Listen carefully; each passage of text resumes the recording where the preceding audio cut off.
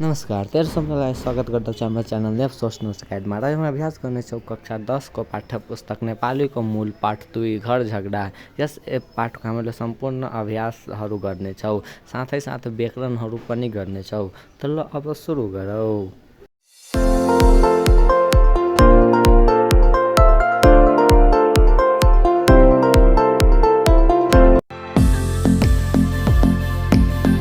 शब्दकोश प्रयोग गरी दिएका शब्दको अर्थ लेख्नुहोस् भनेको छ।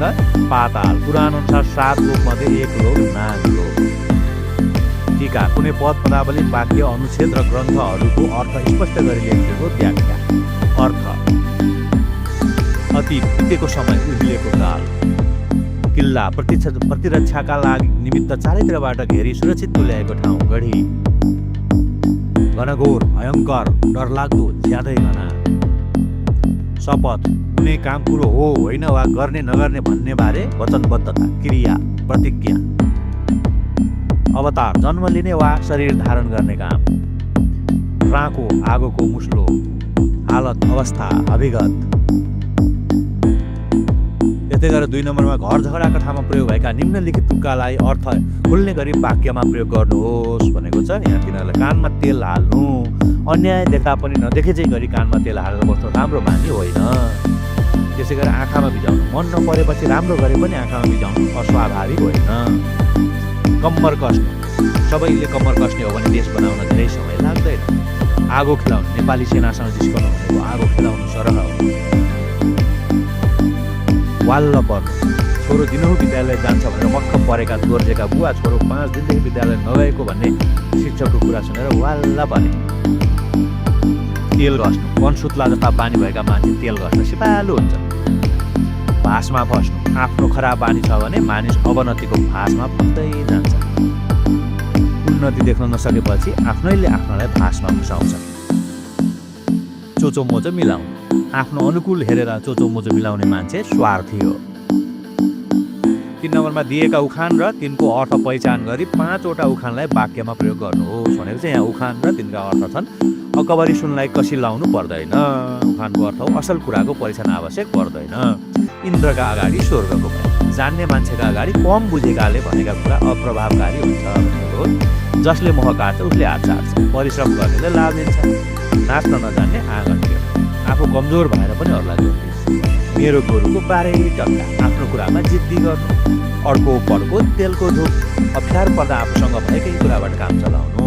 त्यस्तै गरेर चाहिँ हुने बिरुवाको चिल्लोपात। भविष्यमा राम्रो हुने लक्षण सानैदेखि देखिनु। जुन गोरुको सिङ छैन त्यसको नाम तिखे। नाम अनुसारको काम नहुनु। काग कराउँदैछ बिना सुक्दैछ। अरूले जे भने पनि आफ्नो काममा निरन्तर लाग्नु। अब चाहिँ यसमध्येको 5 वटा उखान र त्यसको वाक्यमा प्रयोग। अकबरी सुनलाई कसी लाउनु पर्दैन। अकबरी सुनलाई कसी लाउनु पर्दैन भन्ने थाहा नहुनेले मात्र नेपालीको वीरता जाँच्न खोज्छ। इन्द्रका अगाडि स्वर्गको बयान। विश्वविद्यालयका नेपाली प्राध्यापकका अगाडि कक्षा 10 मा पढ्ने विद्यार्थीले नेपाली कथाका बारेमा बखान छाड्नु भनेको इन्द्रका अगाडि स्वर्गको बयान जस्तै त हो नि। जसले मोह काट्छ उसले हात चाट्छ। जसले मोह काट्छ उसले हात चाट्छ भने चाहिँ सलिमले सानैदेखि पढाइमा मिहिनेत गरेकाले अहिले हाकिम भयो। नाच्न नजान्ने आँगन टेढो। शिवहरी हलो जोत्न जान्दैन अनि गोरुलाई त्यसरी दिन्छ। यो त नाच्न नजान्ने आँगन टेढो भनेको भएन र। हुने बिरुवाको चिल्लोपात। दीक्षा सानैदेखि मिहिनेती र हरेक कुरामा सिपालु। यही त हो नि हुने बिरुवाको चिल्लोपात भनेको। 4 नम्बर दिएको अनुच्छेदबाट अनुकरणात्मक शब्द पहिचान गरी लेख्नुहोस् भने चाहिँ यहाँ उत्तर मात्रै छ। अनुच्छेद पाठ्यपुस्तकबाटै हेर्नु हुन अनुरोध छ। त्यसरी 5 मा शब्दकोशको प्रयोग गरी दिएका शब्दलाई क्रम मिलाएर लेख्नुहोस् भने चाहिँ क्रम मिलाएर लेखिएको छ।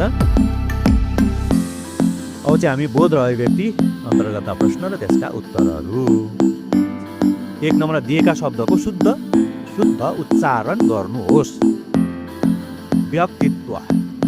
षड्यन्त्र। गलहत्ती। प्रयत्न। आश्वासन। देशभक्ति। चित्त। उज्यालो। मूर्ति। घर झगडा कथा पालै पालो ससुर वाचन गर्नुहोस्। शिक्षकको सहायताले कक्षामा गर्न सकिन्छ। दिएका प्रश्नको उत्तर भन्नुहोस् भनेर क ख ग र घ रहेको छ।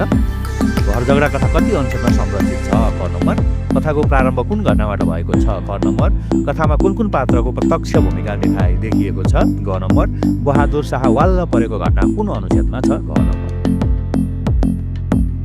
त्यसै गरेर 4 नम्बर दिएको कथांश पढी मौन पठन गरी सोधेका प्रश्नको उत्तर दिनुहोस् भनेछ।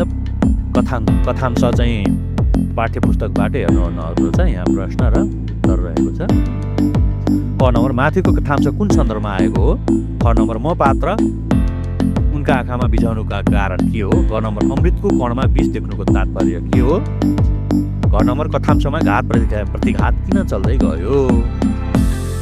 प्रश्न र त्यसका समाधानहरू रहेको छ। त्यसै गरेर 5 नम्बर कथा अनुसार दिएका घटनालाई क्रम मिलाएर लेख्नुहोस्। घटनाक्रम 86 गरेर दिएको छ, यहाँ मिलाइएको छ। क राजेन्द्र लक्ष्मी नजरबन्दबाट छुट्नु। नाग बनेर आए पनि यिनीहरूसँग म डराउन्न भन्नु। हुन त विष संशोधन गरेपछि रसायन बन्छ भन्ने प्रयत्न गरेकी हुँ भन्नु। चौबिसीहरूले सङ्गठन गर्न थालेको गुप्ती खबर सुन्नु। आपसी फुट्ने जातिको पतनको चिन्ह हो भन्नु।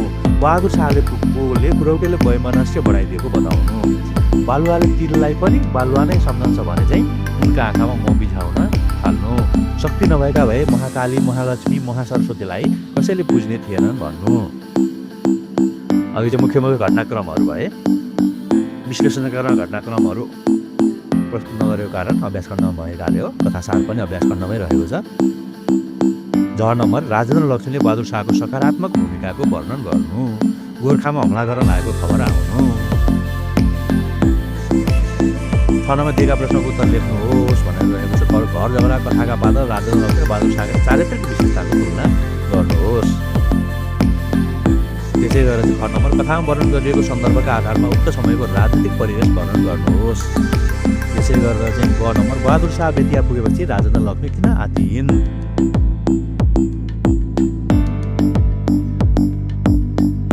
त्यसै नम्बर घ नम्बर कथाको मुख्य सन्देश लेख्नुहोस्। यसको समाधान रहेको छ। 7 नम्बर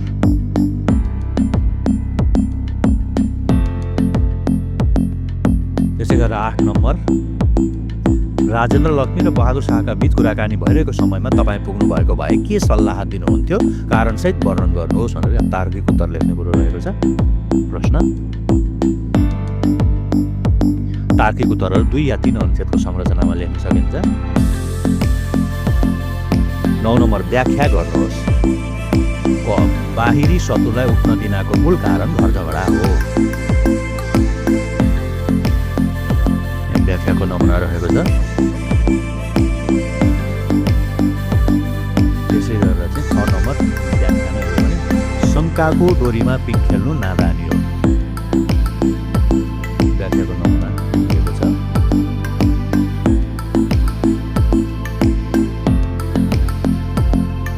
त्यसै गरेर चाहिँ 10 नम्बर घर झगडा कथाको सार 1 अनुच्छेदमा लेख्नुहोस् भनेको छ। यहाँ घर झगडा कथाको सार कथा सार हो। यो 1 अनुच्छेदमै भने हुनाले 1 अनुच्छेदमा छ। त्यही भएर बुँदाहरू पनि कम अहिलेको बुँदाहरूको आधारमा लेखिएको हो। कथामा भएका मुख्य कुराहरू नछुटाइकन लेख्नु चाहिँ कथा सार हो। 11 नम्बर तार्किक उत्तर लेख्ने छ। यसको समाधान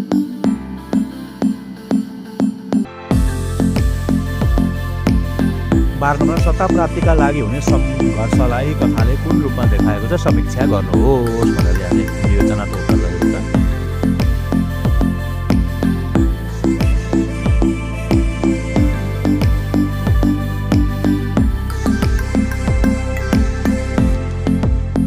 विवेचना उत्तर के बाँकी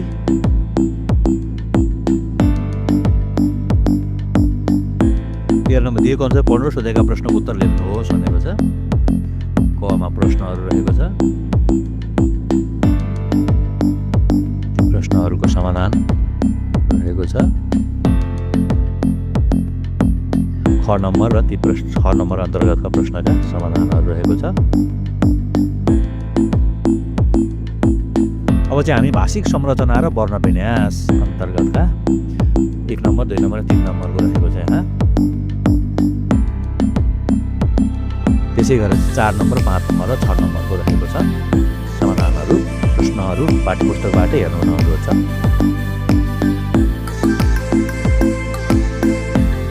हस्त आजलाई यति नै, अर्को भिडियोमा उपस्थित हुने नै छौँ। सबैलाई धेरै धेरै धन्यवाद।